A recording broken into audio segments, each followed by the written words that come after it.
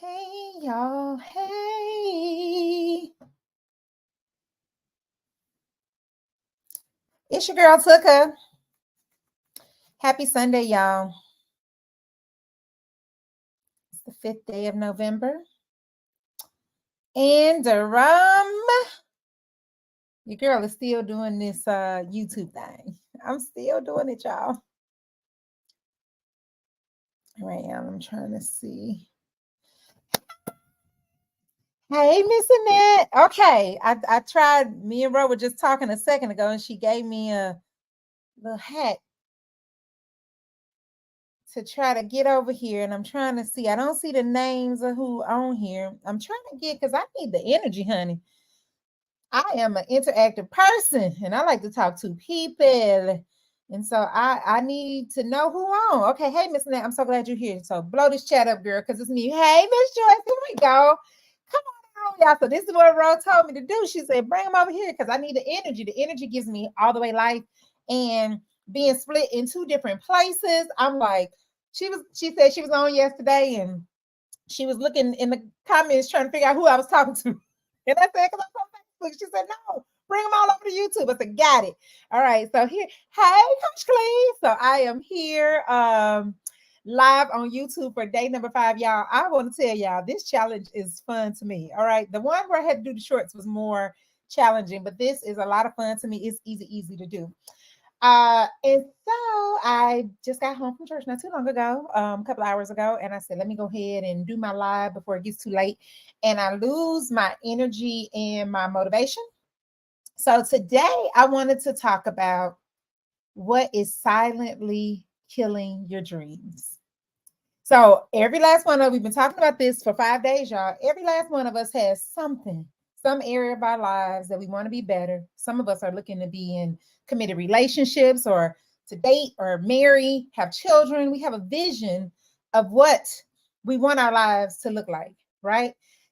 The first thing I need you to know is that God didn't give you that vision for no reason. There's a purpose for Him giving you that vision for many reasons.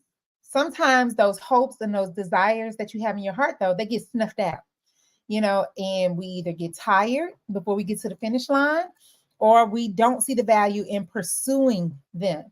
But the first thing before I say anything is I want you to know that God gave you that heart's desire for a reason. All right. And the enemy would love nothing more for you to never pursue what God told you to do. All right.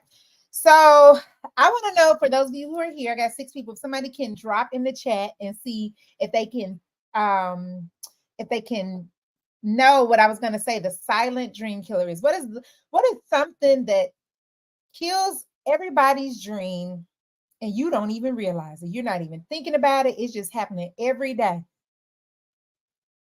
Like Lauryn Hill says, strumming my pain with his fingers, singing my life with his words, killing you softly, killing your dreams softly. What is that one thing that you guys think is killing your dreams softly?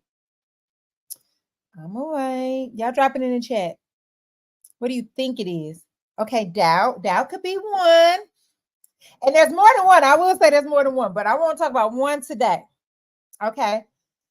I submit to you that your silent dream killer is wasted time. All right. A lot of times God tells us to do something and we shuffle our feet and we do not move expeditiously. All right. And it's wasted time, which probably comes from doubt, probably feeds into us wasting time. There's a multitude of things, but it is not valuing the time that you waste. So for me, it's 57 days left in 2023. I know. Just as sure as my name is Tanisha Marie James, that on January 1, because it's human nature, is what we do. When there's a new and fresh beginning, we talked about how we had this motivation, right? We are excited. We have the belief that this year is going to be different than the years before. That there were some things that God placed in our heart, a desire that He gave us, and this year is going to be the year that we get it done. And we really believe it on January 1. Somewhere around January 15, life start lifing. Remember, them kids start kidding and them bills start billing. And we didn't forget what our Heavenly Father told us to do. All right. So the first thing I want to tell you is there are 57 days left in 2023. And if you waste any of them, you can never get them back. Every single day that you waste, this is time that you will never have an opportunity to get back. Now, we do serve a God that can redeem the time. Like my pastor said, he's a God of multiplication, right? So he can take the time that you have left and make, you have a quantum leap in that time, but you can never get that time back. I submit to you that it is not good stewardship of our time. So remember, God gives us many gifts. He gives us, financial gifts. He gives us the gifts of creativity, relationships and families, communities, and time, like our home, like material possessions. Every gift that he gives us, we should steward well, and time is no different. All right. So I want to give you a couple of consequences that happen as the result of you wasting time. The first thing is we are presented with opportunities every single day. So a lot of times, I talked about this last night, we're praying for something. We want God to do something. We've been praying and asking. And he presents us with an opportunity to move, and we don't move on the opportunity. One of my mentors, Dr. Eric Thomas, says you have to take advantage of the opportunity in the lifetime of the opportunity. So sometimes there are opportunities that we may never get again, right? So we assume that I'll do it next time. I'll do it next time. There may not be a next time, all right? So when you waste time, there are literally opportunities that you have the ability to take advantage of, but you don't, and you may never get that opportunity again. So this could be something that's related to your job. Some of us are at jobs where, or in professions where we've been told by the Holy Spirit that we should depart, and we don't. And we stay here because it's comfortable, right? Has anybody ever done that before? Right? We stay because it's comfortable, and you miss another opportunity to advance somewhere else that you may never get back. You are literally allowing something that could improve your life, take it to the next level, and make it better to slip through your hands. All right. Also, what happens when you waste time and you miss these opportunities is you start to feel regretful. There's nowhere in our word that I hear that this is what God wants for us to feel. All right. But this is a consequence. So you have to think about how these feelings of like being stuck. So you hear people say they're stuck sometimes, or they regret, or they wish that these should have, all of these things that really negatively affect the way we see ourselves, right? It is the result of choices that we're making. And so it's a vicious cycle. I don't move, and then I regret it, and then I feel bad, and I wonder about what I'm able to do. And then I don't move because I wonder what I'm able to do, and then I feel bad, and I have these regrets, and it's a chain of regrets. And you look up, and you 70, 80 years old weren't thinking about what you should have done when you had the opportunity. I also submit to you that a lot of times we allow opportunities to pass us by because we are receiving advice from people who, of course, can encourage you because they can't encourage themselves. So I was listening to an episode of Dave Ramsey, it wasn't even a whole episode. It was like a little, I don't know what these things are called. These videos that come up on Facebook. And this is what I was doing yesterday. I'm telling the truth. So this guy called in, and some of y'all may have heard it. This guy calls in, and he's talking about how he has like $250,000 in like student loan debt, and he's this Dave Ramsey is like, what are you, a doctor? Like thinking he must be like a doctor or a lawyer or some, one of these professions that requires you to have a large amount of schooling.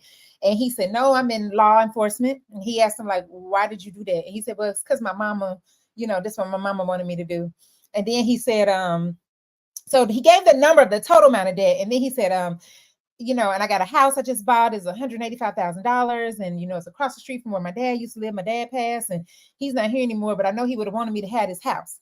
And all I could hear as this man was talking was decisions that he made for people who not impacted by nothing that he doing. And so I feel like a lot of times we allow opportunities to pass us by because we are relying on what, our family members, our friends, our people in our community, their belief system.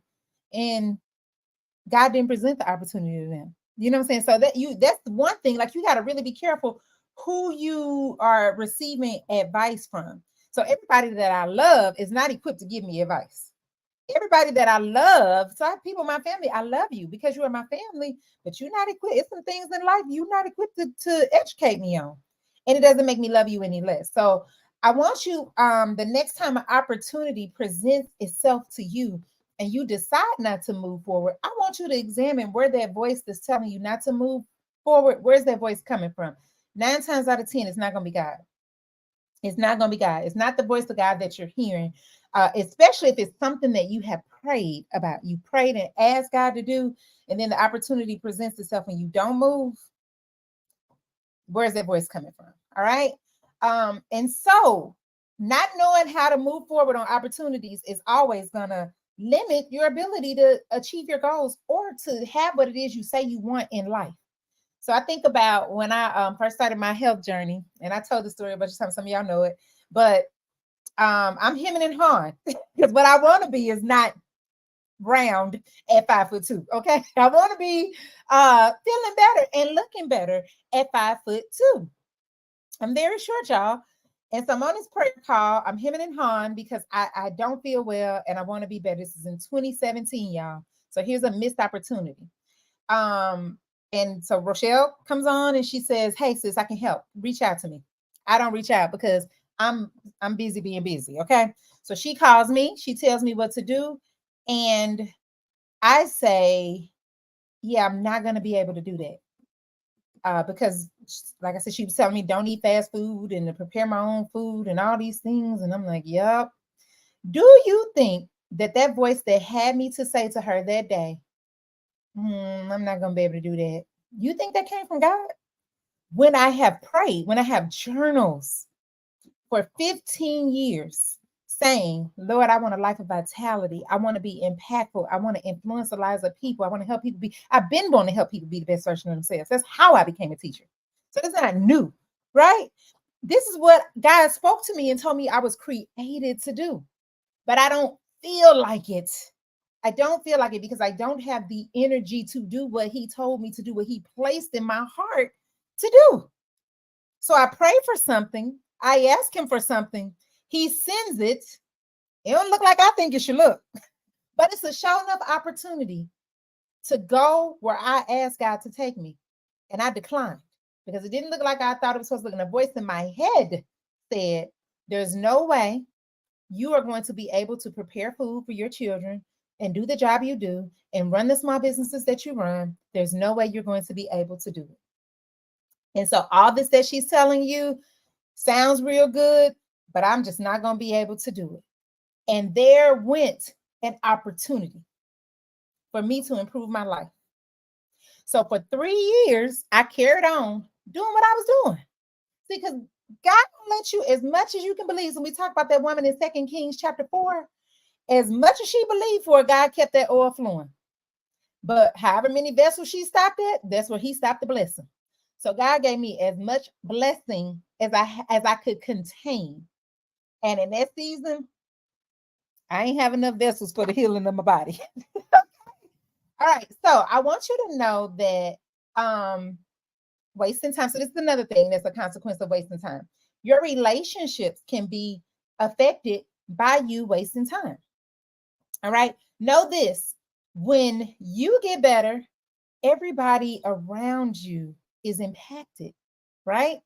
And so there are some of us who are in relationships with people who are growing and improving and going to the next level. And we looking at them like, you different, you didn't change, right?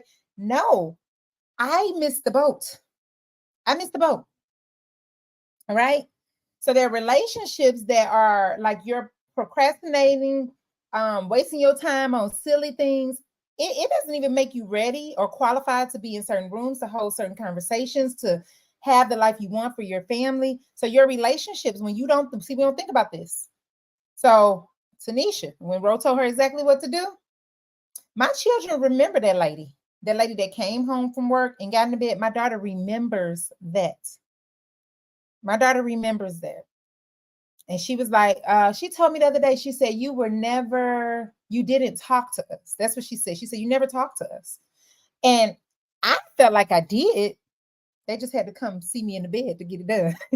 She was like, no. She said it was no fun. And I never talked to them because I just wanted to be in the bed. So me missing that opportunity cost me conversations and memories in time with my children, with my husband, with my friends, possibly with my students that I will never, ever get back. No matter how healthy I get today, I missed that opportunity. It'll never come back because I wasted time. Now, God move how he move, and we hear that. But the point is, what I wouldn't give, for those three, my daughter will be 13 soon. We moving into these teenage years, and I miss having my baby. I wish she could just stay that beautiful little baby that was about 3, 4, 5, 6. They used to play in my makeup and wear my heels.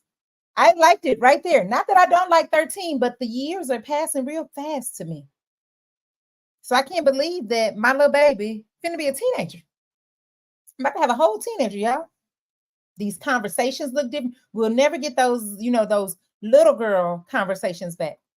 And we had some, but I think about how many more we could have had. So what are you missing out on relationship wise because you didn't take advantage of the opportunity? There are conferences. Let me tell you something. There are conferences that when they happened, I don't care what I got to sacrifice, where I got to get the money from. There are certain conferences I'm gonna be in the room because not being in these rooms gonna cost me, and I'm not gonna get caught up like that. All right. So just remember when we are sleeping on opportunities or we're saying no to an opportunity or we're wasting time doing trivial things and allowing these opportunities to pass us, it's not without consequence. It's not without consequence. It's time that you are never, ever, ever going to get back. All right. We've already talked about, I kind of want to dig into, I'm going to go to the financial first because it's some opportunities that you missing, some time you wasting that cost you money. It's the business you haven't started yet. Right? The dream that God gave you to start a business because you have something of value. I just got through talking to a couple of people about this today. You right, Miss Dre, some years go by so fast. But I just got through talking to somebody today, and incredibly gifted person. I'm talking about a young lady of many talents, and she's looking for her next, and she doesn't know what it is. I see your next clear as day. I see you are an incredibly gifted young lady. But this young lady's like, I don't know what I should be doing next. And I'm like, are you even serious? You know what I'm saying? Because I'm thinking about them coins that she missing because she don't know who will pay her for what she can do. Because it's something that she does naturally and she doesn't see it as something of value. It's what she does because she's doing it from her heart. So when we waste time not doing what God told us to do, we waste time and allow these opportunities to pass us by, it costs you money. So if your coin's looking funny, I submit to you, it's because you've been using your time doing something unproductive. All right. So ask God, what is it that He wants you to be doing? All right. One of the biggest things I want to talk about, because I see this all the time as I work with people and, and coach people through things. When you have a goal or dream, especially if you know that God told you to do something, and you are not taking action on it, and you're not moving forward, and you know that you should be doing more than you are doing. And if you have told yourself you're going to do something and you don't, you start to lose faith in you. You start to have less confidence in you. I got you, Miss Annette. Because I know what your gift is, and it's plain as day to me. But you start to lose confidence in you. So over time, every time you tell yourself you're going to do something and you don't keep your word to yourself, whenever God gives you a new vision or new idea, you don't believe you when you say you're going to do it. And so what it creates in you is this cycle of thoughts where I'm not going to follow through. I've heard people say it so many times, start a new program. They say, well, I know me, right? What I want you to know, though, is I think it was Jim Rohn that said it, like, you're not a tree. You can change. Like, you can decide to do different things. So you're not, I know me, you can change your nature anytime you want. Is it going to be uncomfortable? Absolutely. Is it going to be easy? Probably not. but is it possible? For sure. All right. So when you don't believe in you, it makes it harder for you to take action on any dream or anything that you think you should be doing. When God gives you an idea, or you think about something that you should be doing, whatever it is, whether it's find a mate, whether it's find a new job, whether it's increase your income, lose weight, all these things that we want to do. These are the main areas that people want to improve their life. You want to get a house, you want to make more money, you want to travel more. You will doubt if you can do it. And so you won't even try. You won't even take the first steps because you're living thinking about what you have done. So I want you to know all the time that you've wasted is in the past, and you can decide to change right now if you want to. You can make a decision that the next time an opportunity comes my way, I'm gonna take full advantage of the opportunity, like these 57 days that remain in 2023. So if there's anybody here who said, because I know we did it, I used to do it all the time. I'm just gonna start in January because I got these holidays, which is what we could talk about tomorrow. Okay, because what do that even mean? Okay. Just know that you can decide today that the next time an opportunity presents itself, that you can take full advantage of the opportunity in the lifetime of the opportunity. You could decide tomorrow, you could decide right now today that I will not go into another week without executing on what it is that I said I was going to do. You could create an action plan for how you're going to do that, and you can start moving right now, the very next moment. So don't focus so much on what has happened. The goal is not to reprimand you or make you feel terrible for the time that you have wasted, but it is to encourage you to use the time that you have in front of you to be a good steward of that time. Because I can't get them 3 years back that my daughter said you was in the bed. I can't get them 3 years back. But what I can do is maximize the time that we have now. I can be intentional about the time that I spend with them. All right. I want you to know that over time, this time wasting behavior can like stack up. So just like the effects of wasting time can stack up, so can the benefits of being a good steward of your time. So I don't know any full-grown adults with like a family and bills who would say I'm not busy. We all busy. Everybody busy. You not no different because we all think we're busy. I submit that our Instagram time though would tell a different story. Sometimes I look at my little report that comes through that Sunday for my iPhone users. I don't know if they do use that with Androids because I'm not familiar with them. But I look at that time sometime and I'd be like, man, was this the best use of your time? I don't know. So I just want to submit to you that get busy being a good steward of your time. All right. So this is the last thing I want to say. The first thing you have to do if you want to make a decision to change how you've been using your time is to be aware, to be honest with yourself. It seems like it would be the easiest thing to do, but sometimes it's the thing we struggle the most because in silence, we can always say, I'm doing the best I can, but be aware and be honest with yourself. Are you really, really, really using your time the best that you can? If you wake up and you don't have a plan for the day, I believe you already done wasted time because it's going to take you some time to get it together. So wake up tomorrow with a targeted plan for how you're going to execute on what it is that you said you're going to do. Be aware of how you're spending your time and create a plan for how you're going to use it. All right.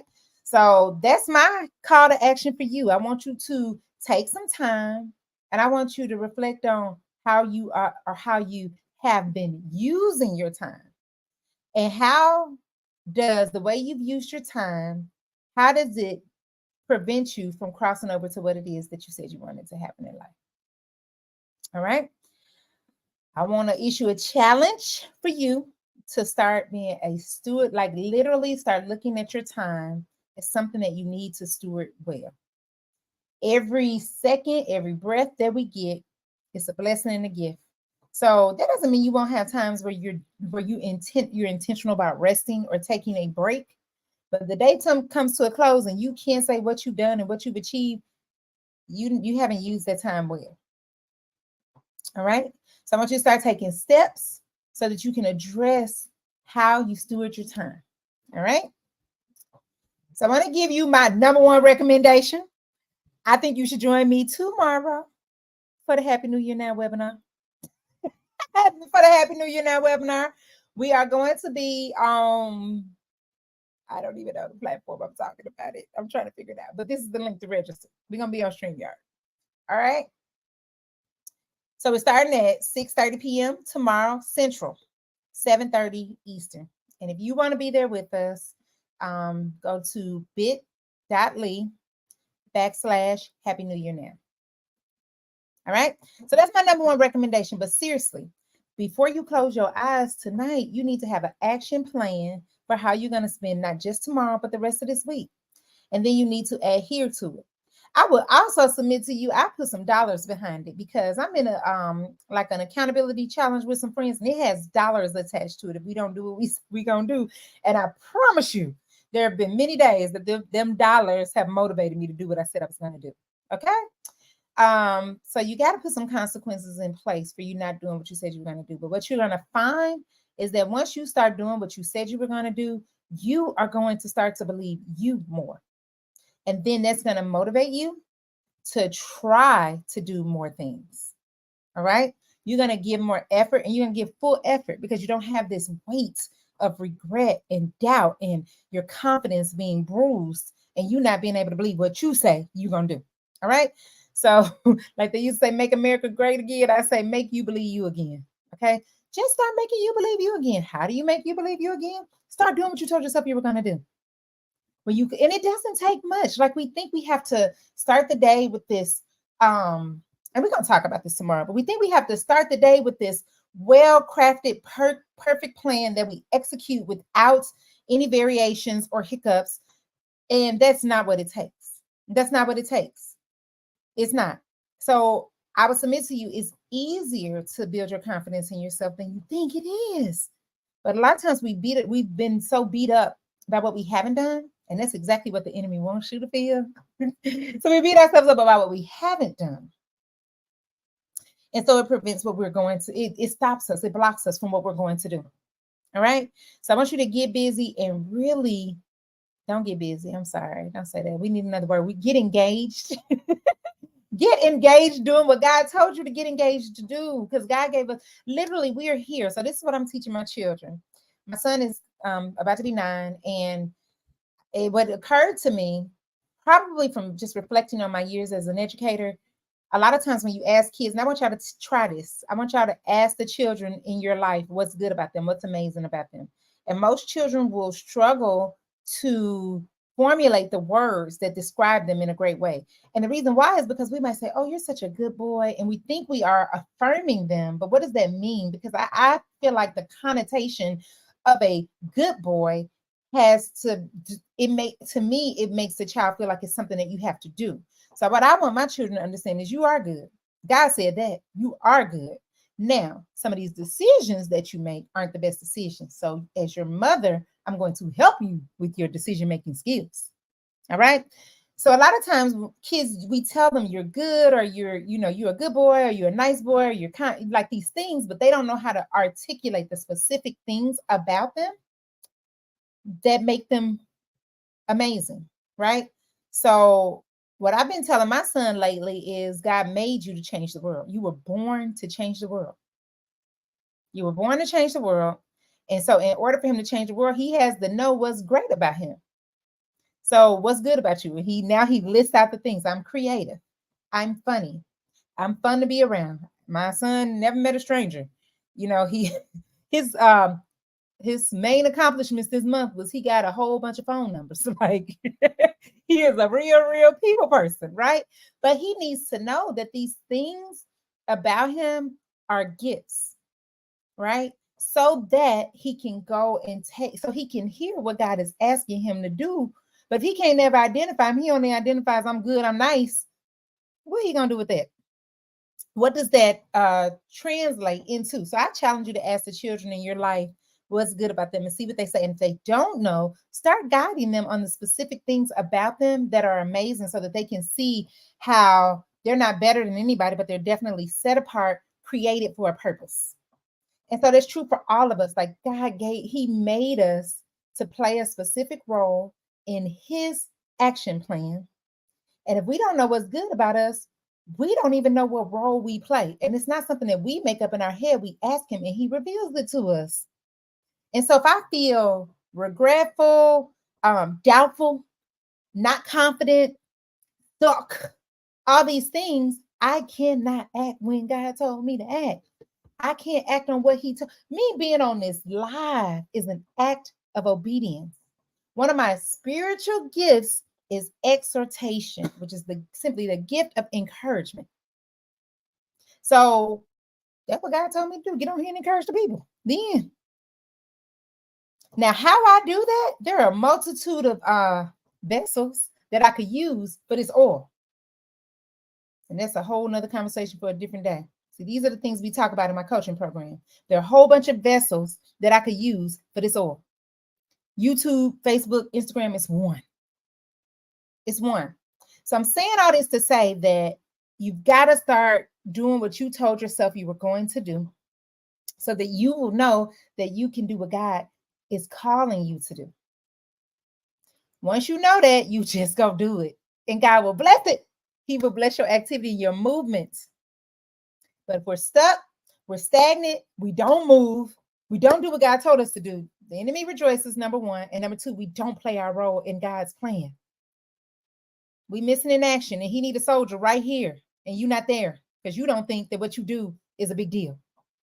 You don't think it's significant what you do. All right? I'm going off on a tangent, y'all. I could be here all day talking about this, and it's true for adults. But even as adults, this is why we got to get these things clear for ourselves, because our not knowing impacts our children. So when we don't know, we can't teach our children. So we got a generation of kids that grow up in the world out here gonna tell them what they ought to be doing. All right. I'm gonna say this last thing.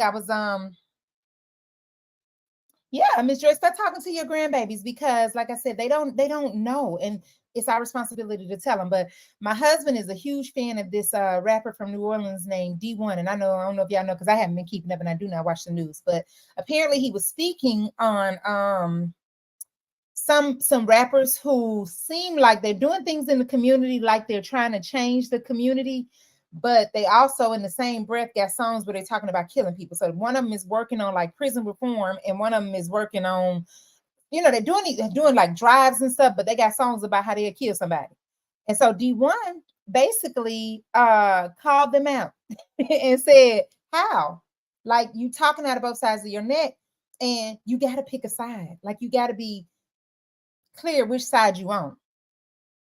And as I was watching his live, I was like, oh, this man is for sure about what God called him to do. And he said, I love everybody and nobody at the same time, meaning I love everybody because that's what God called me to do, but I'm very clear about what he told me to do, so I don't need none of y'all to do it.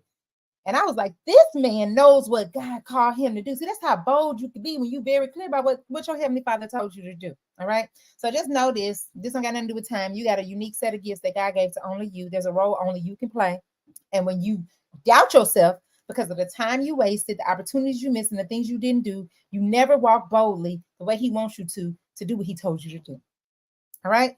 And so that's a consequence of wasting time. So we're going to stop all of that. So if you have wasted, I don't care if you wasted 56 years. I don't care how much time you wasted. I want you to think forward, in every single breath that God gives you, I want you to be an excellent steward of it. And that's what we're going to start talking about tomorrow. All right.